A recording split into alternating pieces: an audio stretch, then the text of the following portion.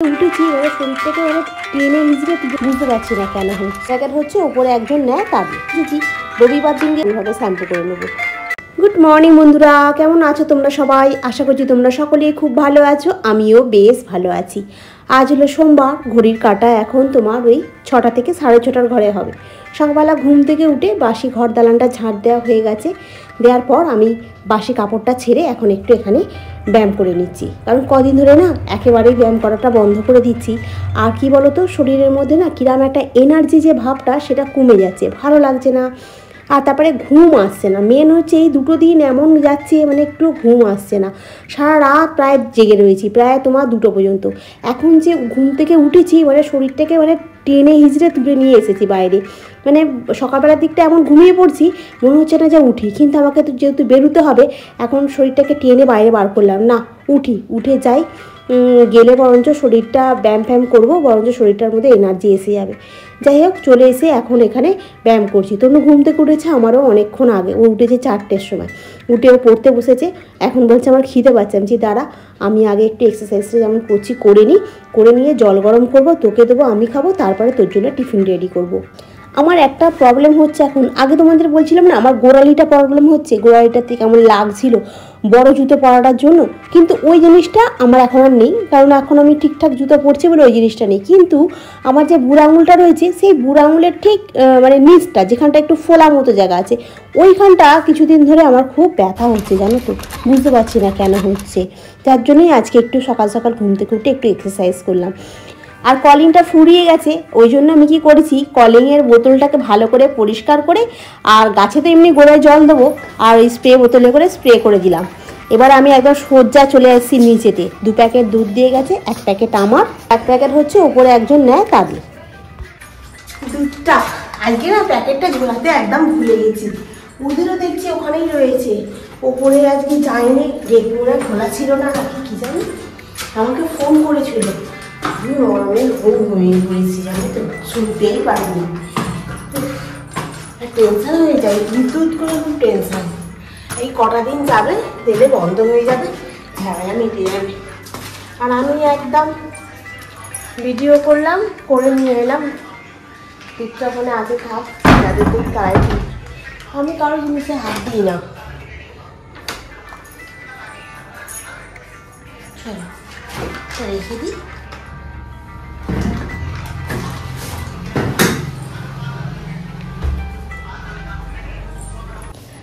আর এখন ওই চিয়া সিডটা কালকে রাত্রিবেলা ভিজিয়ে রেখে দিয়েছিলাম, চিয়া সিডটাকে একটুখানি গ্লাসে ঢেলে নিয়ে এতে গরম জল ঠান্ডা জল মিশিয়ে নেবো। এখন তো বেশিক্ষণ লাগে না গরম করতে, তাই তোমার ধোয়া উঠে যায়, তাই এর সাথে একটু ঠান্ডা জল মিশিয়ে নেবো। আর সকালবেলা না মনে করে দুধটাকে নিয়ে আসতে যেতে হবে, জানো তো, দুধের জন্য আমার খুব টেনশান হয়ে যায়, জানো, মানে দুধটা যদি বাই চান্স ফাটিয়ে দেয়, এই ভয়টা থেকে গেছে তো। আর আজকে কি হয়েছে না, কালকে রাত্রে ঘুম হয়নি বলছিলাম, সকালবেলা চোখটা লেগে গেছে, ওরা ফোন করেছিল আমি বলে দিয়েছিলাম বলে, কিন্তু আমি ফোনটা ধরতে পারিনি।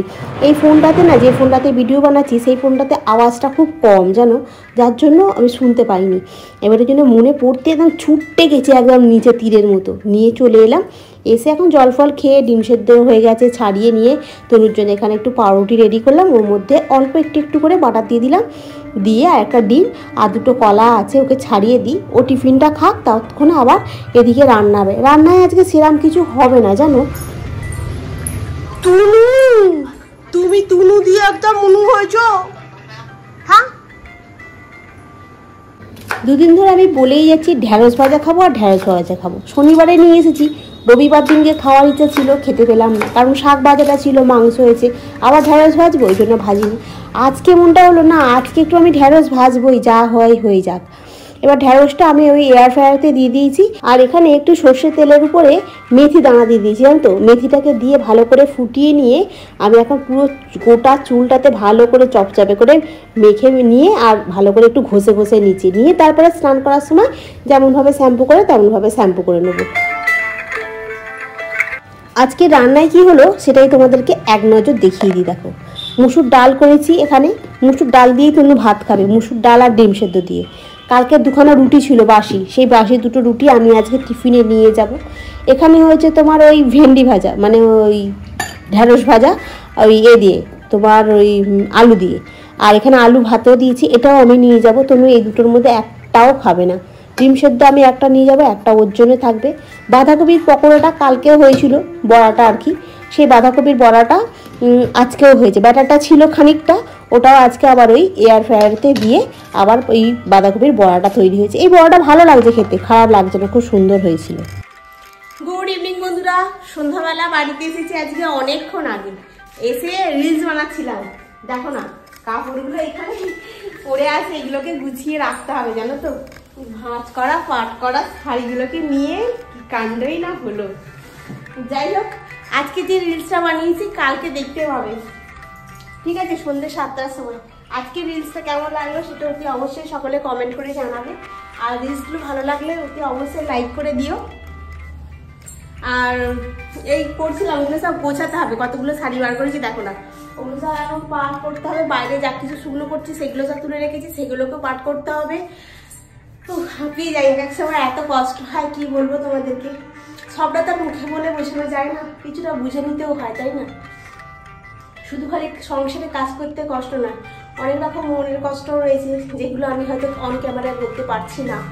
হ্যাঁ, আর কি বলবো বলো, সবটা বলে বোঝানো যায় না। হ্যাঁ, আবার কিছুটা বাধ্যবাধকতাও থাকে, কিছুটা হাত পা বাঁধাও থাকে। অনেক সময় সাইলেন্ট থাকলেও অনেক কিছুভাবে বোঝানো যায়। যাই হোক, আমার অনেক বন্ধুরা আছে যারা আমাকে অনেক ভালোভাবে বুঝতে পারো আমার মনের কথাগুলো। হ্যাঁ, তো একটু পাশের থেকে একটু সাথে থেকো। হ্যাঁ, আর এই দেখো না, এখানে এত বাসন পড়ে আছে, মাছ ধরা সকালবেলা এই বাসনগুলো সব মেজে গেছি। আর কারেন্ট ছিল না তো তোমার, এটাতে কি করেছি, জল গরম করে কফি বানিয়েছিল, জল গরম করে কফির পাতাটা ফুরিয়েও গেছে। তো চলো রাতেরবেলা আজকে কি রান্না করব ভাবছি। তো কাটা আছে, সবজি কাটা আছে, সবই কাটা আছে, ভাবছি স্টু বানিয়ে দিই। আর তোমার আটা মাখা আছে, যদি আটাটা মাখা থাকে তাহলে একটু রুটিটা বানিয়ে দেবো, ব্যাস ব্যাস। আটা মাখা নেই দেখি, না আটা মাখা নেই। দু জায়গায় ডাল, একটা ছোট বাটি একটা আরেকটা বাটি, এবং দু জায়গায় ডাল রয়েছে।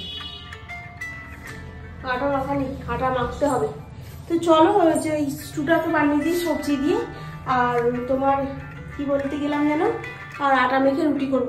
একটা করে রুটি করব, দুটো করে রুটি করবো না। আজকে বাসি রুটি আমি নিয়ে গেছিলাম, কলা দিয়ে খেয়েছি সেন্টারে। আর দুপুরবেলার ভাত ডাল আলু ভাতে আর ওই ভেন্ডি আলু ভাজাটা খেয়েছি। ভেন্ডি আলু ভাজাটা ভালো খেতে হয়েছিল, বেশ কড়মড়ের মতো খড়খড়ে। যাই হোক, তো চলো এখন আটাটা মাখি আর একটু মোবাইলটা চালিয়ে দাঁড়িয়ে ওই শুনতে এই বাসনগুলোকে আগে মেজে উদ্ধার করি। এখন এখানে বাসনগুলো মাজবো, আর ওই জন্য এখানে ফোনটাকে সেট করে নিয়েছি জানলার কাছে। এবারে সৌমির একটা কথার উত্তর দিই আগে। সৌমি বলছি রে যে তনু কেন পাটা নাচায় গো? আরে আমারও অভ্যেস পা নাচানো জানো তো, তবে তনু যেরকম না আড্ডুম হয়ে বসে করে ওরকম না, আমার চেয়ারে বসে থাকলে পা দোলানোর ইচ্ছা হয় জানো তো। আমার একটা স্টুডেন্ট ছিল, সেই স্টুডেন্টটা বললো ম্যাডাম একটা কথা জিজ্ঞাসা করুন। বলো না। বলছে আপনি পাটা কেন নাচাচ্ছেন? পাটা নাচাবেন না, আপনি পাটা নাচাচ্ছেন না, আমার একটা কীরকম হচ্ছে। এবারে যখন ক্লাস থাকতো সকালবেলা 9টার সময়, সোমবার বৃহস্পতিবার এরকম সময় ক্লাস ছিল, তখন আমি কি করতাম, ও ক্লাসে থাকলে আমি পাটা নাচাতে গেলেও আমি ভাবতাম না থাক, ও আছে পাটা নাচাবো না জানো, এইরকম মনে হতো। আর এখন ওই চিকেনটা একদম ছোটো ছোটো কিমা করে রাখা ছিল, ওইটা দিয়ে এখন চিকেন স্টু হচ্ছে। তোর কি হলো, হাতে বই নিয়ে আর এখানে রান্না করতে চলে এসেছিস? হ্যাঁ, আমি তো করছি। তুই ঠিক তোর মাসিমণির মতো, তোর মাসিমণি ওরকম করতো ছোটবেলায়।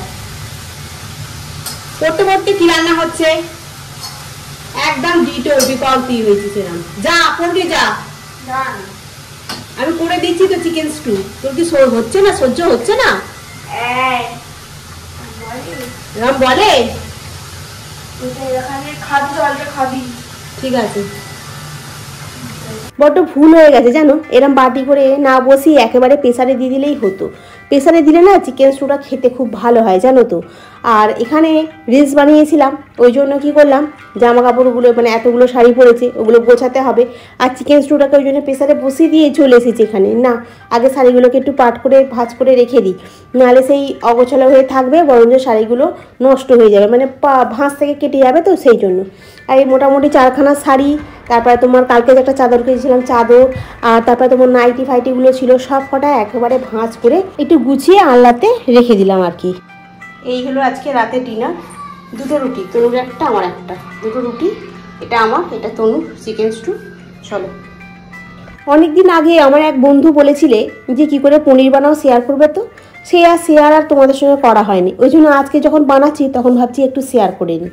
দুধটাকে ভালো করে ফুটিয়ে নিয়ে দুধের সাথে একটু ভিনিগার অল্প একটু জল মিশিয়ে নিয়ে দুধের মধ্যে ঢেলে দিলাম, দিয়ে ভালো করে একদম ছানাটা কেটে গেল, রুমালে করে ছানাটা ঢেলে নিলাম, নিয়ে ঠান্ডা জল দিয়ে ভালো করে পরিষ্কার করে ধুয়ে নিয়ে এটাকে ভালো করে যতটা পারি হাত দিয়ে চিপে চিপে জলটাকে নিড়ে নেওয়ার চেষ্টা করব, যতটা হয় আর কি, খুব বেশি করার দরকার নেই।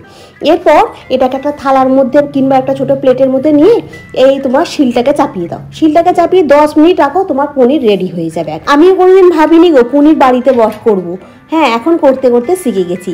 যেমন দইটা করতে করতে শিখে গেছি, দইটা এখন তোমার ওই ছাঁকনিতে দিয়ে রেখে দিয়েছি, দইয়ের জলটা পড়ে যাবে, তারপর দইটা পাতবো। দইটা তাহলে খুব সুন্দর খেতেও হয় আর টেস্টও হয় জানো তো। আর এটা শিল তো ওই জন্য একটু আস্তে আস্তে রাখছি, পাথরের মধ্যে তো ঢক করে রেখে দিলে পাথরটা ফেটে যাবে আবার। আর দেখো পনিরটা কি সুন্দর হয়েছে, না দেখলে বিশ্বাস করবে না। আর এই পনিরটা খেতেও খুব ভালো হয়, খুব নরমও হয়, দোকানের পনির থেকে অনেক বেশি বেটার হয় জানো তো। আর কান্টিনেন্টাল দুধের না পনির এক্সিলেন্ট খেতে হয়, সত্যি কথা। কিন্তু আমি দুধটা বন্ধ করে দেবো, কারণ আমার এই সকালবেলা এত টেনশন নিয়ে আমার ছুটি করতে পারবো না। এটা এখন ফ্রিজের ভেতরে ঢুকিয়ে দিই, কালকে রান্না হবে। বাসন সমস্ত মেজে পরিষ্কার করে নিয়েছি, গ্যাস মুছে নিয়েছি, তারপর তোমার পনিরটাও রেডি হয়ে গেল, কালকে পনির হবে। আর পনিরটা বেশ সুন্দর হয়েছে, একদম বাড়িতে ঘরোয়া পনির তৈরি করলে না খুব ভালো খেতেও হয় আর খুব টেস্ট হয়। দইও পেতে নিয়েছি, দইটাও চাপা দিয়ে রেখে দিয়েছি, কারণ এই গরমকালে না এই টক দই, বাড়িতে পাতা টক দই, দোকানে কেনা টক দইয়ের থেকে বাড়িতে পাতা টক দই খুব উপকার, শরীরের জন্য ভালো, স্কিনের জন্য ভালো, খুব গ্ল্যামার দেয় জানো তো। তো চলো আজকে মোটামুটি সব কাজই শেষ, আর কিছু কাজ নেই। মোটামুটি বারান্দার লাইট অফ করে দিয়েছি, কেটে চাপিয়ে দেওয়া হয়ে গেছে, সব কমপ্লিট করে নিয়েছি। তো আজকের ব্লগটা আমি এখানেই শেষ করছি, নেক্সট ব্লগে আবার তোমাদের সঙ্গে দেখা হবে। তোমরা খুব ভালো থেকো, সুস্থ থেকো, খুব সাবধানে থেকো। Good night. ভিডিওটা কেমন লাগলো ওতে অবশ্যই কমেন্ট করে জানাবে। একটু যদি বেশি ভালো লাগে তাহলে একটু লাইক করে দেবে, তার থেকেও যদি একটু বেশি ভালো লাগে তাহলে একটু শেয়ার করে দিও। আজকে রাখি, আবার নেক্সট ব্লগে তোমাদের সঙ্গে দেখা হবে।